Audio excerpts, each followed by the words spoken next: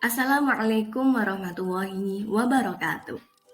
Good morning everybody, how are you today? Saya berharap teman-teman semuanya dalam keadaan sehat walafiat dan tetap semangat dalam menjalani mata kuliah pengantar ilmu komunikasi ini. Oke, pada pertemuan keempat kali ini kita akan membahas tentang apa? Model-model komunikasi. Sebelumnya kita sudah membahas tentang apa? Ayo, pengantar ilmu. Hakikat pengantar ilmu komunikasi, kemudian komunikasi verbal, dan kemudian komunikasi nonverbal, serta kali ini kita akan membahas tentang model-model komunikasi.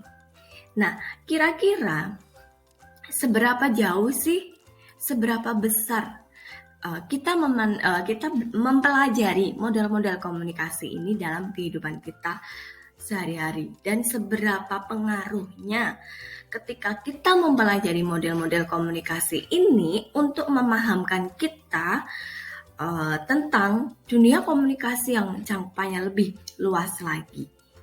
Nah, sebelum saya menjawab pertanyaan yang ada di dalam pikiran tadi, saya akan memperkenalkan maksudnya model-model komunikasi itu sendiri sebenarnya ada berapa sih? Kan katanya tak kenal maka tak sayang. Nah, sebelum kita mencari yang lebih jauh lagi, mencari tahu yang lebih jauh lagi cakupannya, kita harus mengetahui dulu dong, model-model komunikasi itu sebenarnya ada berapa. Nah, berdasarkan yang kita pelajari di dalam bukunya Deddy Mulyana atau Griffin, itu dijelaskan bahwasanya model-model komunikasi itu ada 3.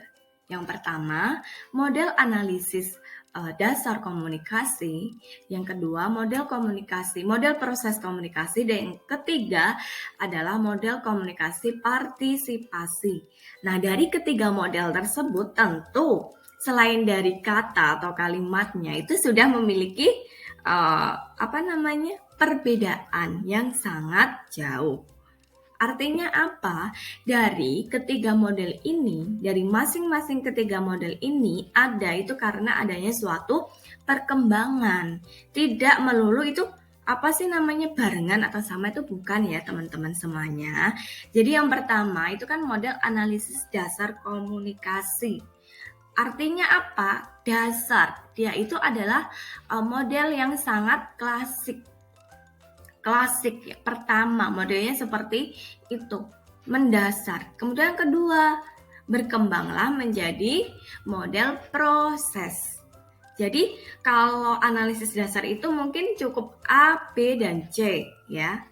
A, B, dan C. Tapi kalau yang model proses komunikasi ini, dia tidak hanya A, B, dan C, tetapi dia bisa A, B, C, D, E. Bisa sampai E gitu.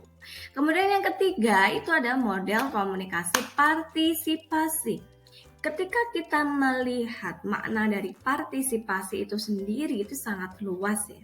Cakupannya tak terhingga. Artinya apa? Kita bisa mengartikan bahwasanya model komunikasi partisipasi ini itu tidak sekedar A, B, C, D, E, tetapi tak terhingga. Bisa membedakan ya secara umumnya dari ketiga model ini. Kemudian untuk mengetahui lebih lanjutnya lagi, seperti apa sih model analisis dasar komunikasi itu sendiri? Oke, kita cari tahu lagi ya.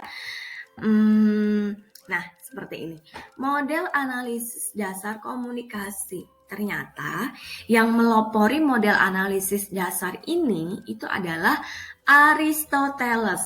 Kalau kalian ingat retorika, berpidato, dan lain sebagainya, itu adalah pelopornya ya ini Aristoteles, Bapak Aristoteles ya. Nah, tadi saya sudah menjelaskan bahwasanya analisis dasar itu terdiri dari A, B, C.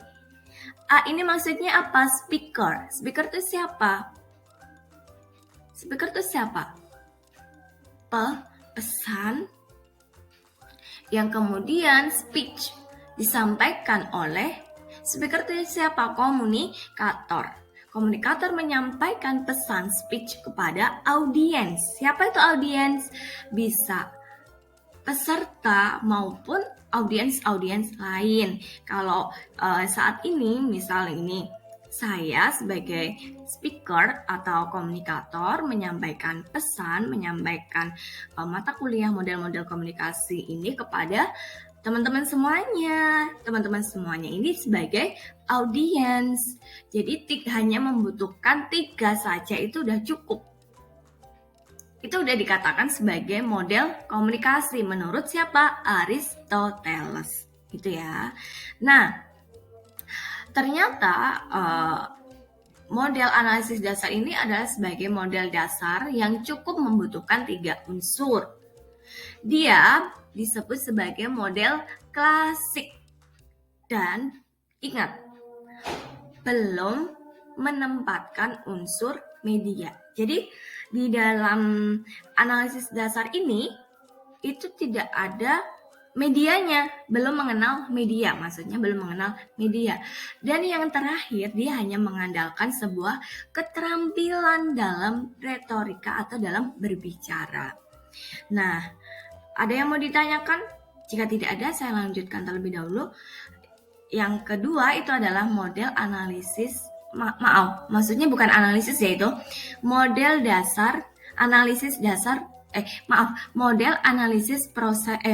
proses komunikasi.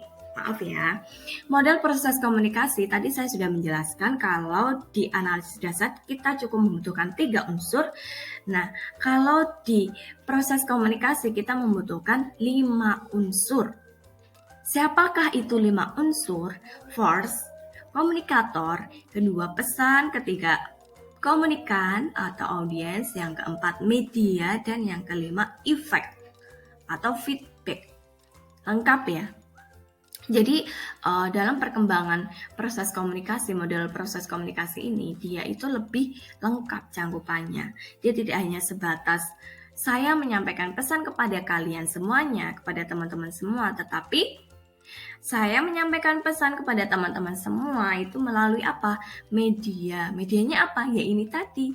Saya berpresentasi dan kemudian ketika teman-teman mendengarkan, pasti teman-teman semua akan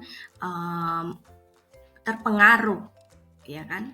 Apa yang saya omongkan ini akan membekas di dalam pikiran teman-teman semuanya.